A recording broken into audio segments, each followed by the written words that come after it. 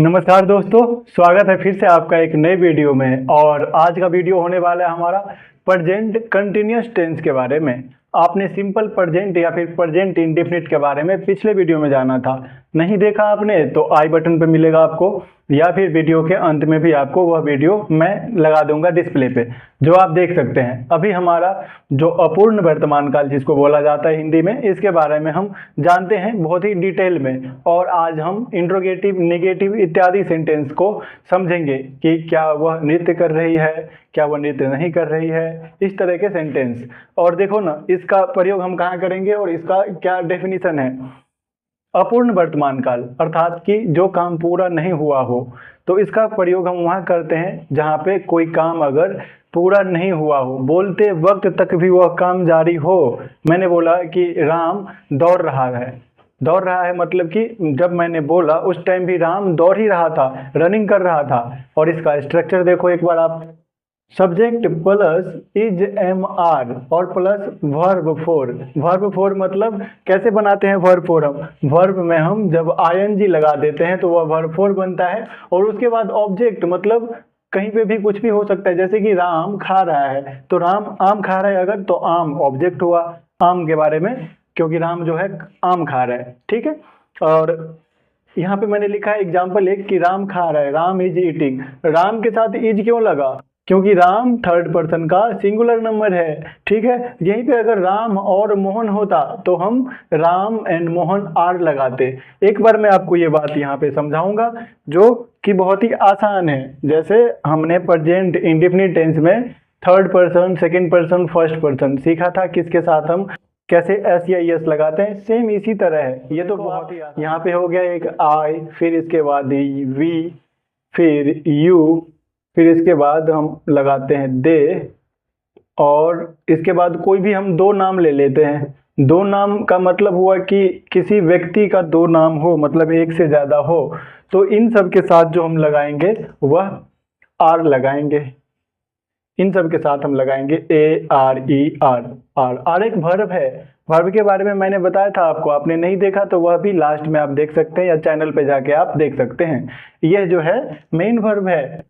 Verb दो प्रकार के होते हैं, मेन वर्ब और हेल्पिंग वर्ब। हेल्पिंग वर्ब जो हेल्प करता है सेंटेंस को, यहाँ पे मेन वर्ब है ये। ठीक है। इसके बारे में आप वीडियो जाके देखिएगा, आपका कंसेप्ट क्लियर होगा और भी। और एक बेचारा बच गया, आई। आई मतलब होता है मैं, और आई के साथ लगता है सिर्फ एक ही एम, और ये एम जो है और किसी भी शब्द के साथ नहीं लगेगा।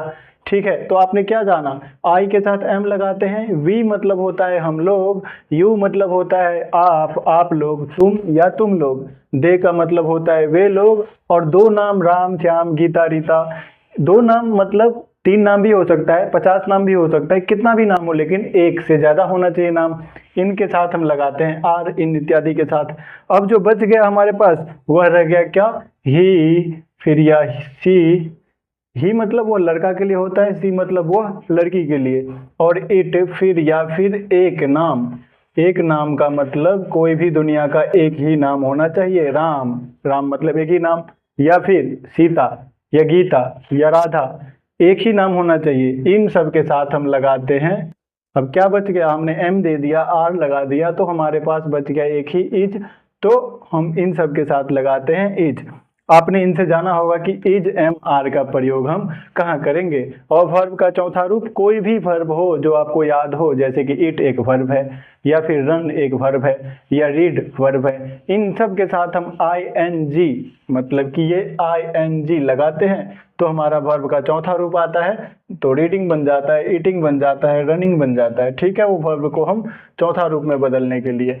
ठीक है। अब हम आगे बढ़ते हैं और दो चार ट्रांसलेशन बनाते हैं, जिसके हिसाब से हम जानेंगे कि कहाँ कहाँ कैसे प्रयोग हो रहा है। देखो, जैसे कि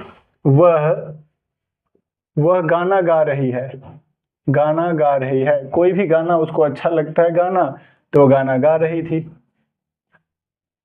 और गाना गाना का मतलब क्या हुआ, गाना गाना का इंग्लिश में होता है सिंग ए सॉन्ग।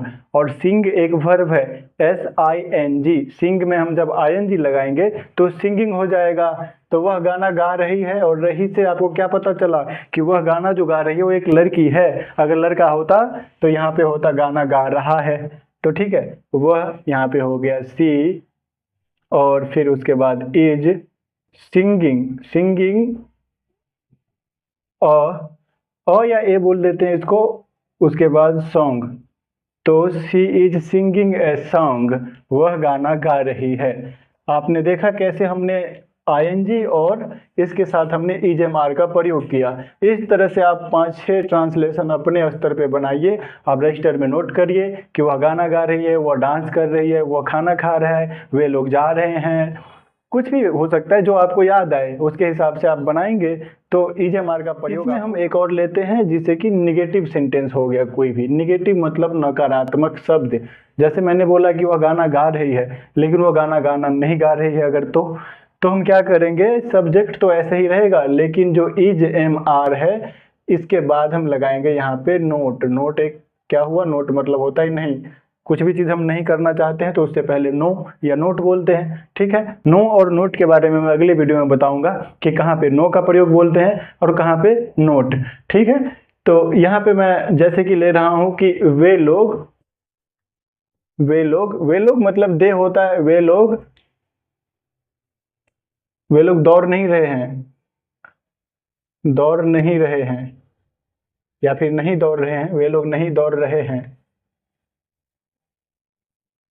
वे लोग बहुत सारे व्यक्ति है, तो यहाँ पे हम क्या दे लगाएंगे, और दे के साथ मैंने पहले ही बताया था कि दे के साथ हम लगाते हैं आर, और उसके बाद हम नोट लगाएंगे और फिर दौड़ना। दौड़ना का क्या होता है, रनिंग, RUN, रन मतलब दौड़ना, और ING लगाएंगे तो हो जाएगा ये वर्ब का चौथा रूप।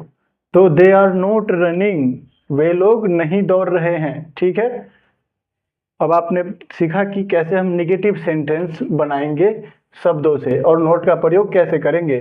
नोट का प्रयोग में भी आप ऐसे ही 4-5 ट्रांसलेशन बनाइए कि वे लोग नहीं खा रहे हैं, वे लोग नहीं गाना गा रहे हैं, वे लोग दौड़ नहीं रहे हैं, या हम लोग नहीं खान रहे हैं। कुछ भी सेंटेंस जो आपको याद आए आप बना के देखिए, आपको फिर कंसेप्ट क्लियर होगा। इसके बाद हम लेते हैं इंट्रोगेटिव, मतलब पहले ही शब्द में क्या आ जाए, क्या मैं पढ़ा रहा हूँ या क्या मैं पढ़ रहा हूँ, क्या वह जा रही है, क्या वह पटना जा रही है। ठीक है, ऐसे करके तो हमने लिखा कि क्या क्या हम